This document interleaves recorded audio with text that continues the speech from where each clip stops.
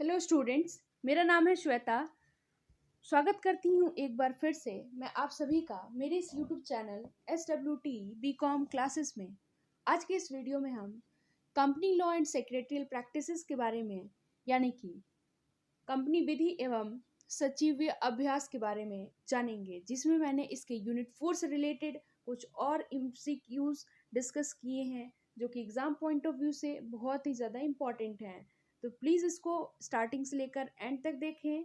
और दोस्तों, अगर अभी तक आपने हमारे इस चैनल को लाइक शेयर एंड सब्सक्राइब नहीं किया है तो प्लीज़ कर लें और कमेंट में ज़रूर बताएं कि आपका आज का पेपर कैसा गया। प्लीज़ जैसा भी गया हो ज़रूर बताइएगा। क्या मैंने इस वीडियो से जितने भी क्वेश्चंस कराए हैं उसमें से क्वेश्चन आए थे या नहीं आए थे, प्लीज़ कमेंट में ज़रूर बताइएगा। अब आइए अपने इस क्वेश्चन की तरफ बढ़ते हैं। उससे पहले दोस्तों, मैं आप सभी का धन्यवाद करना चाहूँगी जो भी इस चैनल को सपोर्ट करते हैं, इस चैनल से जुड़े हुए हैं। अब जल्दी से जल्दी वीडियो देखने से पहले, स्टार्ट करने से पहले जल्दी से जल्दी अपने दोस्तों के साथ या फिर जो भी जिनको भी ये वीडियो चाहिए, जिनको भी ज़रूरत है यानी कि BCom स्टूडेंट्स की, जल्दी से जल्दी सेंड कर दीजिए, जल्दी से जल्दी शेयर कर दीजिए जितना जल्दी हो सके, ताकि वो भी इस वीडियो को देख सकें और उनका भी पेपर और अच्छा जाए जो भी एग्ज़ाम होने वाला है। अब आइए अपने इस क्वेश्चन को स्टार्ट करते हैं। क्वेश्चन नंबर फर्स्ट है, which among the following is not a type of dividend, यानी कि निम्नलिखित में से कौन एक प्रकार का लाभांश नहीं है, यानी कि डिविडेंड नहीं है, लाभांश नहीं है। फर्स्ट ऑप्शन है इंटरिम डिविडेंड, यानी कि अंतरिम लाभांश। नेक्स्ट है फाइनल डिविडेंड, यानी कि अंतिम लाभांश। थर्ड है इक्विटी डिविडेंड, यानी कि समता लाभांश। एंड लास्ट है प्रेफरेंस शेयर डिविडेंड, यानी कि पूर्वाधिकार अंश लाभांश। इसका आंसर ऑप्शन सी सही है, यानी कि equity dividend is not a type of dividend, यानी कि समता लाभांश एक प्रकार का लाभांश नहीं है। आइए चलते हैं नेक्स्ट क्वेश्चन पे। दोस्तों, नेक्स्ट क्वेश्चन पे आगे बढ़ने से पहले लिसनर्स मैं ये कहना चाहती हूँ कि ये वीडियो जो मैंने बनाई है वो बाइलिंगुअल तो नहीं है, इंग्लिश में ही है, यानी कि सिर्फ इंग्लिश के क्वेश्चन मैंने इसमें प्रोवाइड किए हैं। लेकिन फिर भी टेंशन लेने की कोई ज़रूरत नहीं है हिंदी वाले स्टूडेंट्स को, क्योंकि मैं इसको हिंदी में भी बोल करके बताऊँगी, जिससे कि जो भी हिंदी मीडियम के स्टूडेंट्स हैं उनको प्रॉब्लम नहीं आएगी। तो प्लीज़ आप सब भी देख सकते हैं इस वीडियो को, इंग्लिश के साथ साथ मैं इसको हिंदी में भी एक्सप्लेन करूँगी, तो आपको कोई भी प्रॉब्लम नहीं आएगी। आई होप आप मेरी बातों को समझ गए होंगे। अब आइए देखते हैं क्वेश्चन क्या है। क्वेश्चन है, which section of companies act 2013 related to declaration of dividend, यानी कि लाभांश की घोषणा से संबंधित कंपनी अधिनियम 2013 का कौन सा अनुभाग है। फर्स्ट ऑप्शन है सेक्शन 122, नेक्स्ट है सेक्शन 1 to 3, थर्ड है सेक्शन 1 to 5 यानी कि धारा 1 to 5, एंड लास्ट है सेक्शन 130 यानी कि धारा 130। इसका आंसर जो है वो है ऑप्शन बी, यानी कि सेक्शन 123 यानी कि 123 इसका आंसर है, जो कि रिलेटेड होता है किससे, कंपनीज एक्ट 2013 से रिलेटेड होता है, डिक्लेरेशन ऑफ डिविडेंड से ये रिलेटेड होता है। आई होप आपको क्लियर हो गया होगा। ये चलते हैं नेक्स्ट क्वेश्चन पे। Liabilities of an auditor can dash, यानी कि ऑडिटर की जो लाइबिलिटी होती है वो क्या है, यानी कि एक अंकेशक के दायित्व डैश हो सकते हैं। फर्स्ट ऑप्शन है सिविल, यानी कि सिविल। नेक्स्ट है क्रिमिनल, यानी कि अपराधी। थर्ड है सिविल एंड क्रिमिनल, यानी सिविल या अपराधी। लास्ट है फाइनेंशियल, यानी वित्तीय। इसका आंसर जो है ऑप्शन सी सही है, यानी सिविल एंड क्रिमिनल। आइए चलते हैं अब नेक्स्ट क्वेश्चन पे। क्वेश्चन है, auditor should determine the dash and the timing of the audit report, यानी कि अंकेक्षक को डैश एवं अंकेक्षण रिपोर्ट के समय का निर्धारण करना चाहिए। फर्स्ट ऑप्शन है नेचर, यानी प्रकृति। नेक्स्ट है एक्चुअल, यानी वास्तविक। थर्ड है नेचर एंड एक्चुअल, यानी प्रकृति एवं वास्तविक। लास्ट है फॉर्म, यानी कि फॉर्म। इसका जो आंसर है ऑप्शन डी करेक्ट है, यानी कि फॉर्म। आइए चलते हैं अब नेक्स्ट क्वेश्चन पे। दोस्तों, एक और बात ये है कि जो भी इस चैनल को सपोर्ट कर रहे हैं, जो भी इस चैनल को आगे बढ़ाने में मदद कर रहे हैं, उन सभी का धन्यवाद। प्लीज़ ऐसे ही सपोर्ट करते रहिए, लाइक शेयर एंड सब्सक्राइब करते रहिए। दोस्तों, इससे क्या है कि हमें भी मोटिवेशन मिलती है, रीइंफोर्समेंट मिलता है, जिससे कि हम और भी आपके लिए नए नए वीडियोस अपलोड करने के लिए मोटिवेट होते हैं और भी अच्छे अच्छे वीडियोस आपके लिए अपलोड करते हैं। दोस्तों, वीडियो बनाने में बहुत मेहनत लगती है, तो प्लीज़ सपोर्ट करिए और ऐसे ही अब में हमारे साथ इस चैनल से जुड़े रहिए और इस चैनल को आगे बढ़ाते रहिए। अब आइए देखते हैं क्वेश्चन क्या है। क्वेश्चन है, statutory auditor dash also as internal auditors of the company, यानी कि एक वैधानिक अंकेशक कंपनी के आंतरिक अंकेशक के रूप में भी होता है। यानी कि क्या है, फर्स्ट ऑप्शन है कैन एक्ट, यानी कि अधिनियम लागू होता है। दूसरा है कैन नॉट एक्ट, यानी अधिनियम लागू नहीं होता है। थर्ड है दो can act but ethically should not act, यद्यपि कार्य कर सकता है परंतु नैतिक रूप से कार्य नहीं करना चाहिए। लास्ट है नन ऑफ द एबव, यानी कि इनमें से कोई नहीं। सो इसका आंसर होगा ऑप्शन बी, यानी कि कैन नॉट एक्ट, अधिनियम लागू नहीं होता है। आइए चलते हैं अब नेक्स्ट क्वेश्चन पे। नेक्स्ट क्वेश्चन है internal auditor is appointed by dash, यानी कि इंटरनल ऑडिटर अपॉइंट किए जाते हैं। फर्स्ट ऑप्शन है मैनेजमेंट, नेक्स्ट ऑप्शन है शेयर होल्डर, थर्ड ऑप्शन है गवर्नमेंट, या फिर लास्ट ऑप्शन है स्टेचुरी बॉडी। इसका आंसर है ऑप्शन ए, यानी कि मैनेजमेंट। आइए चलते हैं अब नेक्स्ट क्वेश्चन पे। नेक्स्ट है the auditor have the right to attend, यानी कि अंकेक्षकों को उपस्थित होने का अधिकार है।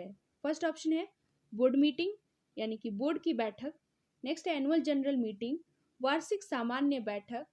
थर्ड है एक्स्ट्रा ऑर्डिनरी जनरल मीटिंग, यानी कि असाधारण सामान्य बैठक।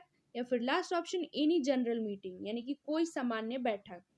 सो इसका आंसर है ऑप्शन डी, यानी कि एनी जनरल मीटिंग। यानी कि ऑडिटर के पास राइट है कि वो अटेंड कर सकता है कोई भी जनरल मीटिंग। हिंदी में मैं आपको बताऊं तो अंकेक्षकों को उपस्थित होने का अधिकार है किसमें, कोई भी सामान्य बैठक में। आइए चलते हैं अब नेक्स्ट पे। क्वेश्चन है a body corporate that is a company cannot act as a dash of another company, यानी कि एक निगमित निकाय अर्थात एक कंपनी किसी अन्य कंपनी के डैश रूप में कार्य नहीं कर सकती है। फर्स्ट ऑप्शन है ऑडिटर यानी अंकेषण, नेक्स्ट है प्रोमोटर यानी कि प्रवर्तक, थर्ड है सेक्रेटरी यानी सचिव, या लास्ट है क्रेडिटर यानी लेनदार। इसका आंसर है ऑप्शन ए, यानी कि ऑडिटर। नेक्स्ट क्वेश्चन है स्टूडेंट्स, अगर वीडियो पसंद हो तो please like share and subscribe ज़रूर कर दीजिएगा और इस चैनल को ऐसे ही सपोर्ट करते रहिए, आगे बढ़ाते रहिए, क्योंकि मैंने पहले भी बताया आपको कि बहुत सारे स्टूडेंट्स ने सब्सक्राइब किया, लाइक किया, शेयर भी किया, और कुछ ऐसे भी स्टूडेंट्स हैं जो कि जिन्होंने इस चैनल के लिए कुछ नहीं किया, यानी कि ना लाइक किया, ना शेयर, ना सब्सक्राइब। तो प्लीज़ कर लीजिए, क्योंकि क्या है कि आप समझ सकते हैं कि कितना मेहनत से वीडियो एक तैयार होता है, और ये वीडियो मैं सिर्फ आप ही सबके लिए बनाती हूँ ताकि आपका एग्ज़ाम अच्छा जाए। सो प्लीज़ सपोर्ट करिए गाइस। आइए अब देखते हैं, क्वेश्चन पे चलते हैं। क्वेश्चन है secretarial audit is a dash and it is a part of total compliance management in an organisation, यानी कि सचिव अंकेषण एक डैश है और यह एक संगठन में कुल अनुपालन प्रबंधन का एक भाग है। फर्स्ट ऑप्शन है कंपनी ऑडिट, यानी कि कंपनी अंकेषण। नेक्स्ट है मैनेजमेंट ऑडिट, यानी प्रबंधन अंकेषण। थर्ड है लीगल ऑडिट, यानी कि कानूनी अंकेषण। एंड लास्ट है कॉम्प्लायंस ऑडिट, यानी कि अनुपालन अंकेषण। तो इसका जो आंसर है वो है ऑप्शन डी, यानी कि कॉम्प्लायंस ऑडिट। सो यानी कि कानूनी अंकेषण इसका राइट आंसर है। आइए चलते हैं अब नेक्स्ट क्वेश्चन पे। Secretarial audit is a mechanism to monitor compliance with the requirements of, यानी कि सचिवीय अंकेक्षण अनिवार्य रूप से निम्नलिखित की आवश्यकताओं के अनुपालन की निगरानी करने वाला तंत्र है। फर्स्ट ऑप्शन है कंपनी लॉज, यानी कि कंपनी अधिनियम। नेक्स्ट है मैनेजमेंट लॉज, यानी कि मर्केंटाइल लॉज है, मर्केंटाइल लॉज यानी कि व्यापारिक अधिनियम। थर्ड है स्टेटेड लॉज, यानी कि स्थिर अधिनियम। एंड लास्ट है कॉर्पोरेट लॉज, यानी कि निगमित अधिनियम। इसका आंसर है ऑप्शन सी, यानी कि स्टेटेड लॉज। यानी कि secretarial audit is essentially a mechanism to monitor compliance with the requirements of stated laws. सचिव अंकेक्षण अनिवार्य रूप से निम्नलिखित की आवश्यकताओं के अनुपालन की निगरानी करने वाला तंत्र है स्थिर अधिनियम। आइए चलते हैं अब नेक्स्ट क्वेश्चन पे। Secretarial audit is also termed as, यानी कि सचिव अंकेक्षण को कहा जाता है। फर्स्ट ऑप्शन है फाइनेंशियल ऑडिट यानी कि वित्तीय अंकेक्षण, दूसरा है कॉम्प्लायंस ऑडिट यानी अनुपालन अंकेक्षण, तीसरा है ऑपरेशनल ऑडिट यानी परिचालन अंकेक्षण, एंड लास्ट है टैक्स ऑडिट यानी कि कर अंकेक्षण। तो इसका जो आंसर है वो है ऑप्शन बी यानी कि कॉम्प्लायंस ऑडिट। आइए चलते हैं अब नेक्स्ट क्वेश्चन पे। विच of the following step of E filing process, यानी कि निम्नलिखित में से कौन सा ई फाइलिंग प्रक्रिया का दूसरा चरण है। फर्स्ट ऑप्शन है कंप्लीट ई फॉर्म यानी संपूर्ण ई फॉर्म, नेक्स्ट है डाउनलोड ई फॉर्म यानी download E form, and third है सबमिट ई फॉर्म यानी ई फॉर्म जमा करना, लास्ट है मेक पेमेंट यानी कि भुगतान करना। इसका आंसर है ऑप्शन बी यानी कि डाउनलोड ई फॉर्म। आइए चलते हैं अब नेक्स्ट क्वेश्चन पे। क्वेश्चन है the first item in order of payment to be made by liquidator is, यानी कि परिसमापक द्वारा किए जाने वाले भुगतान के क्रम में प्रथम चरण है। फर्स्ट ऑप्शन है सिक्योर्ड क्रेडिटर्स यानी कि सुरक्षित लेनदार, नेक्स्ट है प्रेफरेंशियल क्रेडिटर्स यानी कि पूर्वाधिकार लेनदार, थर्ड है लिक्विडेशन एक्सपेंसेस यानी कि परिसमापन व्यय, एंड लास्ट है प्रेफरेंशियल क्रेडिटर्स यानी पूर्वाधिकार लेनदार। इसका आंसर है option C liquidation expenses. Question में एक बार फिर से रिपीट कर देती हूँ। क्वेश्चन दोस्तों है, समझिएगा, the first item in order of payment to be made by liquidator is, यानी कि परिसमापक द्वारा किए जाने वाले भुगतान के क्रम में प्रथम चरण क्या है, यानी कि पहला स्टेप बताना हमको, पहला स्टेप फर्स्ट आइटम क्या है, प्रथम चरण क्या है इसमें। तो इसका आंसर है option C liquidation expenses. Next है क्वेश्चन है a voluntary winding up means winding up by dash, यानी कि वॉलेंट्री वाइंडिंग अप का मतलब है वाइंडिंग अप किसके द्वारा, यानी कि स्वैच्छिक समापन का अर्थ है वॉलेंट्री वाइंडिंग अप का हिंदी अर्थ होता है स्वैच्छिक समापन। सो इसका अर्थ है डैश द्वारा कंपनी का समापन होना, यानी कि कौन है वो या फिर किसके द्वारा कंपनी का समापन होगा, वाइंडिंग अप होगा, वाइंड अप होगा। फर्स्ट ऑप्शन है मेंबर्स और क्रेडिटर्स, यहाँ पे सो इसका हिंदी अर्थ होगा सदस्य या लेनदार। नेक्स्ट है मेंबर्स और कंट्रीब्यूटर्स, सदस्य या योगदानकर्ता। थर्ड है कंट्रीब्यूटरीज और क्रेडिटर्स, यानी कि योगदानकर्ता या लेनदार। लास्ट है शेयर होल्डर और ट्रिब्यूनल यानी अंशधारक या अधिकरण। सो इसका जो आंसर है वो है ऑप्शन ए यानी कि मेंबर्स और क्रेडिटर्स यानी सदस्य या लेनदार। क्वेश्चन है dash is a process to bring about the dissolution or end of the company और putting an end to the life of a company, यानी कि डैश कंपनी के विघटन या अंत के संबंध में लाने या कंपनी के जीवन को समाप्त करने की एक प्रक्रिया है। फर्स्ट ऑप्शन है इंसॉल्वेंसी यानी कि दिवाला, नेक्स्ट है बैंकरप्सी यानी कि दिवालियापन, थर्ड है वाइंडिंग अप यानी कि समापन, एंड लास्ट है प्रमोशन यानी कि संवर्धन। इसका जो आंसर है वो है ऑप्शन सी वाइंडिंग अप। यानी कि क्वेश्चन फिर से समझ लेते हैं। क्वेश्चन बोला गया कि वो प्रोसेस जो कि डिसोल्यूशन करता है या फिर एंड करता है कंपनी का, या फिर कंपनी के जीवन का समापन करता है, उसको हम क्या कहते हैं, तो वाइंडिंग अप। अब हिंदी में जाने तो क्या है ऐसा जो कंपनी के विघटन या अंत के संबंध में लाने या कंपनी के जीवन को समाप्त करने की एक प्रक्रिया है, तो वो क्या है, वो है समापन यानी कि वाइंडिंग अप। अब आई होप आपको क्लियर हो गया होगा, यानी कि वाइंडिंग अप एक ऐसा प्रोसेस, एक ऐसा क्या प्रक्रिया है जिससे कि हम क्या करते हैं, कंपनी को एंड करते हैं या फिर डिसॉल्व करते हैं, डिसोल्यूशन करते हैं, एंड करते हैं कंपनी का, या फिर कंपनी के जीवन को समाप्त करने ये एक एक्टिविटी है, एक प्रक्रिया है, एक प्रोसेस है जिससे कि ये इसका समापन होता है। अब आइए चलते हैं नेक्स्ट क्वेश्चन पे। क्वेश्चन है the object of dash of a company is to dispose of the assets of the company, pay off the डेब्ट आउट ऑफ द एसेट। यानी कि किसी कंपनी के डैश का उद्देश्य कंपनी की परिसंपत्तियों का निपटान करना तथा परिसंपत्तियों से ऋण का भुगतान करना है। फर्स्ट ऑप्शन है वाइंडिंग अप यानी समापन, नेक्स्ट है प्रमोशन यानी कि संवर्धन, थर्ड है लिक्विडेशन यानी कि परिसमापन, या फिर लास्ट है रजिस्ट्रेशन यानी कि पंजीकरण। इसका आंसर है ऑप्शन ए यानी कि वाइंडिंग अप। दोस्तों इस क्वेश्चन में मुझे थोड़ी सी कंफ्यूजन है, तो प्लीज़ आपको इस क्वेश्चन का आंसर एक बार आप लोग भी चेक कर लीजिएगा। वैसे तो इसका आंसर वाइंडिंग अप है। आइए चलते हैं हम नेक्स्ट क्वेश्चन पे। दोस्तों जो मैंने पिछला वीडियोस अपलोड किया था उसमें मैंने एक वीडियो में एक दो क्वेश्चन का आंसर उसमें गलत है जो कि आप लोगों ने कमेंट सेक्शन में बताया भी था। सो उसके लिए मैं माफ़ी चाहती हूँ, क्योंकि देखिए वैसे तो मैं पूरा पढ़ के ही सब कुछ सही सही मतलब बनाती हूँ आंसर भी, जो भी क्वेश्चन होता है, लेकिन गलती से वो मिस्टेक हो गई है। सो उसके लिए सॉरी।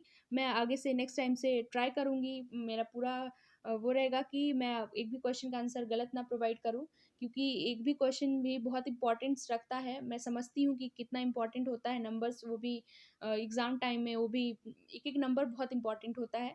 सो उसके लिए आप लोग थोड़ा देख लीजिएगा, और नेक्स्ट टाइम से ये है कि मैं पूरा मेरा वही प्रयास रहेगा कि मैं एक भी क्वेश्चन का आंसर गलत प्रोवाइड ना करूँ आपको, और सब कुछ सही सही प्रोवाइड करूँ। एटलीस्ट जो सही प्रोवाइड करूँ उसके लिए प्लीज़ आप नेगेटिव कमेंट ना किया करिए, क्योंकि आप लोग पहले देख लिया कीजिए, डिस्क्रिप्शन बॉक्स में मैं प्रोवाइड करा देती हूँ। वैसे तो मैंने उसका आंसर डिस्क्रिप्शन बॉक्स में दे दिया था कि हाँ इसका आंसर ये होगा, लेकिन फिर भी जो बच्चे ऑडियो सुनते हैं उनके लिए भी है, इसलिए सॉरी उन सभी के लिए। मैं नेक्स्ट टाइम से बिल्कुल पूरा वीडियो चेक करके बनाऊंगी कि कोई भी आंसर गलत ना होने पाए। अब आइए देखते हैं इस क्वेश्चन को।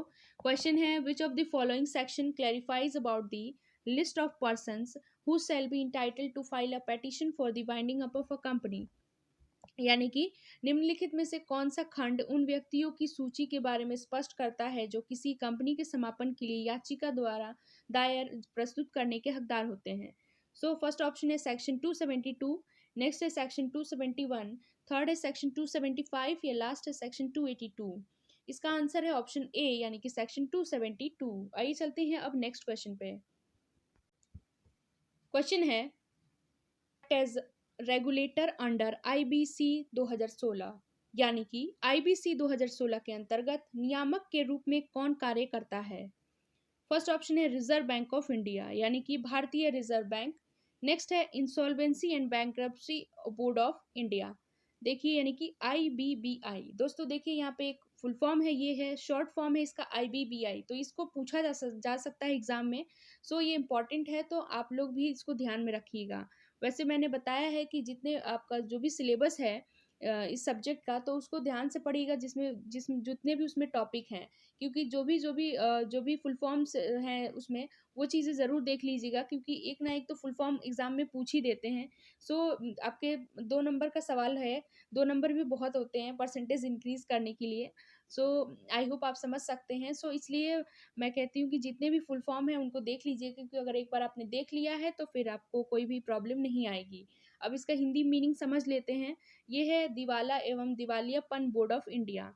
सो थर्ड है national company law tribunal, NCLT. यानी कि ये देखिए तीसरा फुल फॉर्म आपको मिल गया, यानी कि एनसीएलटी। पूछा जा सकता है कि फुल फॉर्म क्या है। So national company law tribunal, तो इसको भी ध्यान में रखिएगा। तो इसको हिंदी में भी जान लेते हैं। हिंदी में मीनिंग है इसका राष्ट्रीय कंपनी विधि न्यायाधिकरण। एंड लास्ट है स्टेट बैंक ऑफ इंडिया यानी कि एसबीआई, भारतीय स्टेट बैंक। सो इसका जो आंसर है वो है ऑप्शन बी यानी कि आईबीबीआई यानी कि insolvency and bankruptcy board of India. आइए चलते हैं नेक्स्ट क्वेश्चन पे। During insolvency resolution process, within how many days creditors has to proceed with a revival plan, failing with company forced to go for liquidation।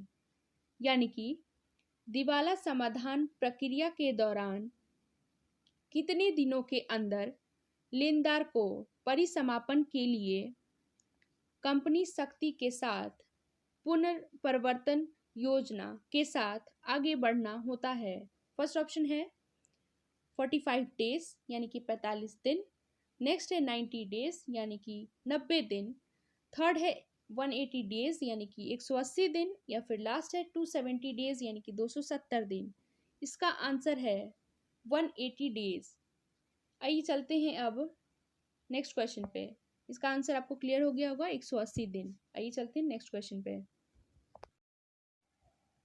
Question है, during insolvency resolution process, how much percentage of creditors must agree for revival plan to make revival options applicable? यानी कि दिवाला समाधान प्रक्रिया के दौरान पुनर्प्रवर्तन योजना को लागू करने के लिए कितने प्रतिशत लेनदारों की सहमति होनी चाहिए? मैं एक बार फिर से रिपीट कर देती हूँ question. During insolvency resolution process, how much percentage of creditors must agree for revival plan to make revival options applicable? यानी कि दिवाला समाधान प्रक्रिया के दौरान पुनर्प्रवर्तन योजना को लागू करने के लिए कितने प्रतिशत लेनदारों की सहमति होनी चाहिए? फर्स्ट ऑप्शन है 25% इन 25%, नेक्स्ट है 50%, थर्ड है 60%, या फिर लास्ट है 75%। इसका जो आंसर है वो है ऑप्शन डी यानी कि 75%। आई होप आपको समझ में आया होगा जितने मैंने क्वेश्चंस कराए हैं। अगर वीडियो पसंद आ रहा हो तो प्लीज़ इसको लाइक शेयर एंड सब्सक्राइब कर दीजिएगा, और जितना ज़्यादा हो सके इसको शेयर करें अपने दोस्तों के साथ, और जो भी स्टूडेंट्स जो भी बीकॉम के स्टूडेंट्स हैं उनके साथ, ताकि उनका भी एग्ज़ाम जाए अच्छा आपके साथ साथ। सो आई होप आपका एग्ज़ाम अच्छा गया होगा। तो प्लीज़ कमेंट में ज़रूर बता दीजिएगा, और आपको ये वीडियो कैसा लगा वो भी ज़रूर बताइएगा दोस्तों। अब आइए चलते हैं नेक्स्ट क्वेश्चन पे। दोस्तों, ये जो मैं वीडियो अपलोड कर रही हूँ यानी कि यूनिट 4 से रिलेटेड, तो जो मैंने पहले भी वीडियोस अपलोड कर रखी हैं यानी कि company law and secretarial practice के, अगर आप देखें तो मैंने बहुत सारे वीडियोस अपलोड कर रखे हैं, यानी कि सारे यूनिट वाइज अपलोड कर रखे हैं। तो सब में किसी में 15 किसी में 20 ऐसे क्वेश्चंस हैं। सो प्लीज़ आप उन वीडियोस को भी देख लीजिएगा, क्योंकि सब में क्वेश्चंस अलग अलग हैं। तो नंबर ऑफ क्वेश्चंस जितने ज़्यादा आप अटैम्प्ट करेंगे, यानी कि अगर आप सिलेबस अपना पूरा पढ़ चुके हैं तो आप नंबर ऑफ क्वेश्चंस जितना ज़्यादा मैंने कहा अटेम्प्ट करेंगे, जितना ज़्यादा नंबर ऑफ क्वेश्चंस करेंगे तो उतना ही आपके लिए बेनिफिशियल होगा। क्योंकि दोस्तों हम सिलेबस तो पढ़ लेते हैं, टॉपिक पढ़ लेते हैं, लेकिन अगर वही एमसीक्यू के फॉर्म में पूछा जाए तो हम कंफ्यूज हो जाते हैं। इसीलिए प्लीज़ एक बार एमसीक्यू को जितने मैंने वीडियोस कराए हैं उनको ज़रूर देख लीजिएगा। वैसे तो मैं यहाँ पे और भी वीडियोस लाऊंगी आपके लिए, आपको वो भी एग्ज़ाम से पहले। सो टेंशन लेने वाली कोई बात नहीं है। वैसे मैं इस वीडियो में यूनिट 4 से रिलेटेड काफ़ी एमसीक्यूज़ प्रोवाइड कर रही हूँ, सो कि आपके लिए बहुत इंपॉर्टेंट है। और भी बहुत सारे क्वेश्चंस मैंने इसमें डाले ऐसे हैं जो बहुत इंपॉर्टेंट है। फुल फॉर्म भी मैं इसमें बताऊंगी अभी, जो कि एग्ज़ाम पॉइंट ऑफ व्यू से इम्पॉर्टेंट है। अगर आता है तो आप कर ले जाएंगे, लेकिन प्लीज़ इस वीडियो को ध्यान से सुनिएगा और समझिएगा, तभी आप कर पाएंगे। और अगर जितना हो सके रिपीट देखिए, ताकि आपको वो चीज़ें याद हो जाएं कि हाँ इसका आंसर ये है, तो आप क्वेश्चन जाकर के एग्ज़ाम में कर पाएंगे। अब आइए देखते हैं क्वेश्चन क्या है। क्वेश्चन है, under the companies act 2013 only dash are required to apply for an investigation into the affairs of a company. यानी कि कंपनी अधिनियम 2013 के अंतर्गत कंपनी के मामलों की जांच के लिए केवल डैश की आवश्यकता हो सकती है। एक बार मैं रिपीट कर देती हूँ इस क्वेश्चन को।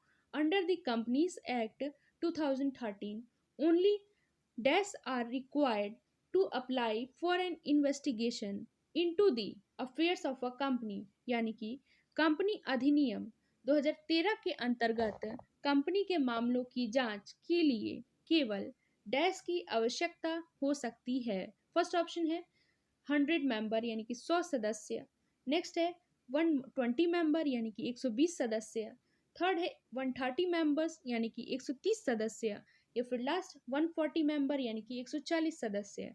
इसका जो आंसर है वो है ऑप्शन ए यानी कि 100 मेंबर्स। आइए चलते हैं अब नेक्स्ट क्वेश्चन पे। अ person is declared dash when any creditor, lender or investor submits an application with respect to the same। यानी कि एक व्यक्ति को डैश घोषित किया जाता है जब कोई भी लेनदार, ऋणदाता या निवेशक उसके संबंध में एक आवेदन प्रस्तुत करता है।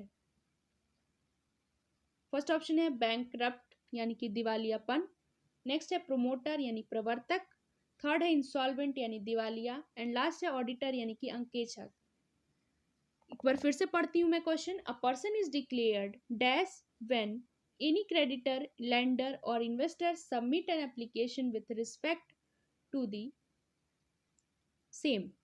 यानी कि एक व्यक्ति को डैश घोषित किया जाता है जब कोई भी लेनदार, ऋणदाता या निवेशक उसके संबंध में एक आवेदन प्रस्तुत करता है। ऑप्शंस मैंने पढ़ ही दिए दोस्तों। इसका जो आंसर है वो है ऑप्शन सी यानी कि इंसॉल्वेंट। आज के लिए बस इतना ही। अगर आपको मेरा ये वीडियो अच्छा लगा हो, हेल्पफुल लगा हो या फिर आपके ज्ञान को बढ़ाने में थोड़ी सी मदद करता हो तो प्लीज़ इस वीडियो को लाइक, शेयर एंड सब्सक्राइब करना ना भूलिएगा। Thank you so much.